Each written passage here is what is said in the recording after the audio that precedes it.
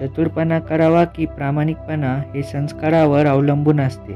कारण चतुरपणाला 4 दिवसाची चमक असते, पण लक्षात ठेवा प्रामाणिकपणा हा आयुष्यभर चमकत राहतो.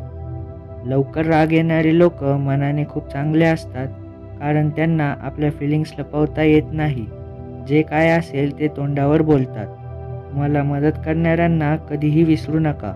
तुमच्यावर प्रेम करणाऱ्यांचा कधीही तिरस्कार करू नका आणि तुमच्यावर विश्वास ठेवणाऱ्यांना कधीही फसवू नका. पुस्तकाच्या पलटणाऱ्या पानांपेक्षा आयुष्याची पलटणारी पानं ही खूप काही शिकवून जाते. जीवन म्हणजे समुद्र आहे. त्यात वादळ वारा, महाकाय लाटा येणारच.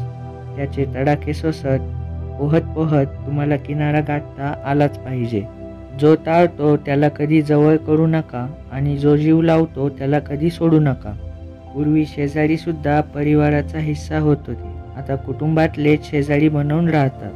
100 गोष्टी बोलण्यापेक्षा एक गोष्ट प्रत्यक्षात आणणारा श्रेष्ठ असतो. स्वाभिमान जिवंत व्हायला फक्त छोट्या अपमानाची गरज असते.